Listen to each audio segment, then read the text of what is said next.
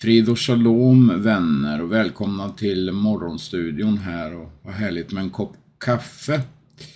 Det är idag den 24/10 och vi kommer som vanligt här att visa en video här i slutet där som tar upp läget med kartor och truppförflyttningar och så. Jag kan bara säga det att igår så var det en fruktansvärd bombning av Gaza och det hördes andra vapen också. Och den här videon som kommer sen här, den tar upp lite truppförflyttningar. Att man hade tydligen varit inne i Gaza igår och fixat till en massa grejer där inne. Ja, det tar upp det.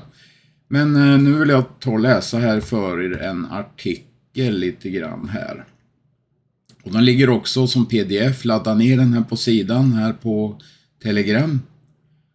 Och så kan ni då läsa, och då står det följande. Det är från Smedjan heter det. Är det författaren heter, nu ska vi se här, Bengt G. Nilsson. Han är journalist, författare och har skrivit boken Israel och hennes fiender. Och det ligger en länk till artikeln där och längst ner här.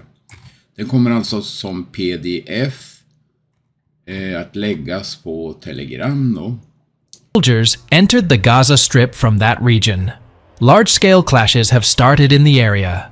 Furthermore, while everyone expected the first operation to start from the north of the Strip, Israel surprised by initiating the first attacks from the opposite direction. Additionally, Iran has pushed the button, and terrorists are currently trying to pressure the US and Israel. New updates are coming from all around the region. So, if you're ready, let's quickly go through today's news using maps and real images. The first news of the day comes from the south. After the pressure from Israeli forces in the north, Hamas has turned its focus to the south. They began with an attack on the city of Beersheba in the early hours. Israeli soldiers in the vicinity of the city quickly assumed a defensive position, so not much happened. However, it is said that a significant number of missiles were fired. Right after these attacks, the terrorists attempted to monitor Israeli territory using drones. Their aim was to find a weak point to infiltrate from there. After the drones entered Israeli territory, the air defense systems quickly activated and fired their missiles, successfully shooting down many drones. Some drones likely crossed the border because they flew very close to the ground and were made of cardboard-like materials. These provided some information to Hamas about the region they needed to cross. Afterward, they were also shot down by the air defense. They spotted a gap near the Kisufim forest and attempted to target Israeli tanks by bringing anti-tank missiles. However, as Israel had shot down many drones in the air, they suspected this might be a reconnaissance before an attack and started monitoring the border closely. When the terrorists climbed the border wall, they were met with resistance, and Hamas militants quickly fired their rockets and had to flee. Thus, Hamas's raid was unsuccessful. Next, our second report is about the ground operation that has finally started. Originally, it was thought that the first Israeli advance would start from the north. Today, contrary to these expectations, they initiated the attack from the upper side of the Kisufim area, which is right in the middle. Israel launched an attack from opposite Al-Maghazi across the border. Currently, clashes are ongoing. We don't know if tanks have actively entered yet, but the sounds of conflict in the area continue. Israeli officials had mentioned in their last words that a major operation had been launched to rescue some commandos inside Gaza. It was believed that the hostages were kidnapped and brought to the Al-Maghazi area specifically. This is because it is the exact midpoint, and they can make kidnapping movements either up or down if there is any trouble. So, these points are valuable for Hamas. Probably, today's first border operation started to rescue these hostages. Israel initially launched an operation directly opposite the border to divert attention. Later, special forces entered and started moving around the Al-Maghazi area. Right now, the hostages in the region are being searched for. They will be rescued and brought back to Israeli territory. Let's see how this operation will end. After the operation, it is said that a comprehensive ground operation will begin from the upper areas. Currently, the first step of the operation has started with the Special Forces rescue mission. We are awaiting news from the region. Our third report is from the south once again. In our previous videos, we mentioned that Hamas commanders fled to the south to avoid being targeted. This is because Israel's pressure in the north has been extremely high in recent days. Hamas commanders had sought refuge in the Nuseirat and Burej cities, right next to Gaza. There were extensive tunnel networks beneath these two areas. However, Israel had been focusing on these 2 points in recent days.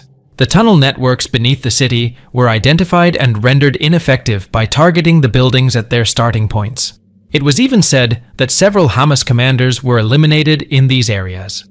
After the destruction of the tunnel networks in these locations and increased Israeli pressure, Hamas commanders preferred to move further south. This is because today, a major piece of news came in. It was revealed that one of Hamas's important commanders in the field, Abu Hamza, had been neutralized. This commander was renowned for his significant actions on the ground, causing trouble for Israel. Today, it was revealed that he was neutralized in a rural house located beneath the Amder area. He had distanced himself from the city and hidden in homes to avoid becoming a target. Nevertheless, Israel managed to find him. Israeli aircraft neutralized another commander. Our fourth report is from the north. We had mentioned the initiation of Israel's ground operation. Following this start, an unprecedented air movement began in the Beit Hanun area. Israeli planes began destroying heavy weapons in the region because tanks would enter the area. The points that Hamas had turned into strongholds are being wiped out one by one.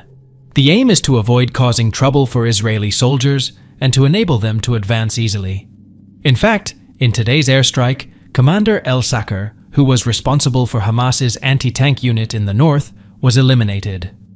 Unlike others, this commander did not flee to the south because his goal was to stop the tanks that Israel would send into the city. However, things did not go as he had hoped. Israeli aircraft, along with a considerable number of anti-tank weapons, neutralized this commander with an airstrike.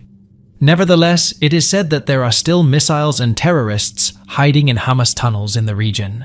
Some of them are hard to detect without entering the area. That's why Israeli soldiers need to be cautious after the operation begins. Our fifth report is from the Egypt border.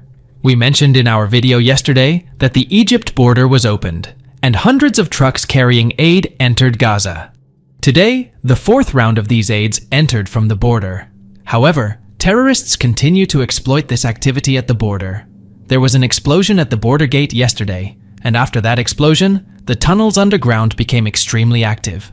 Today, it seems that Hamas has expedited its activities again with the entry of the fourth truck convoy. This is because Israeli aircraft have started bombing the tunnel route with a large number of bombs once more. There is an area called the tunnel region, and it is said that there are numerous crossing points in this area. Weapons and similar items are smuggled underground in this way. Today, specific points in this tunnel region were destroyed by penetrative bombs. The likely aim was to disrupt the underground by drilling through the earth and causing the tunnels to collapse. It is said that several more of Hamas's tunnels were destroyed by Israeli aircraft. Our sixth report is from the West Bank. The problems in the West Bank are escalating day by day. Rebel groups inside stirred things up at the border today. They attacked the vehicle crossing point at the northern checkpoint of Qalqilia city, trying to cross into Israeli territory. Their goal was to cause turmoil inside. However, they seem to have forgotten that in recent days, Israel has significantly strengthened its checkpoints. Tanks and armored vehicles are waiting at the borders to support the soldiers, which enabled the swift dispersal of the rebels with heavy firepower. Now, drones are searching for these rebels in the area. Finally, the US is saying that Iran has pushed the button and activated terrorist groups in the region. They directly attribute the increase in attacks on Israel, especially from the Lebanon border, to this. Additionally, in recent days, attempts have been made to attack US bases in Syria and Iraq using drones and missiles. Although the attacks have been thwarted by air defense, it doesn't change the fact that the region remains volatile. Let's see what steps the US and Israel will take against these fully activated terrorist groups. For now, we've reached the end of our video. We will continue to follow the region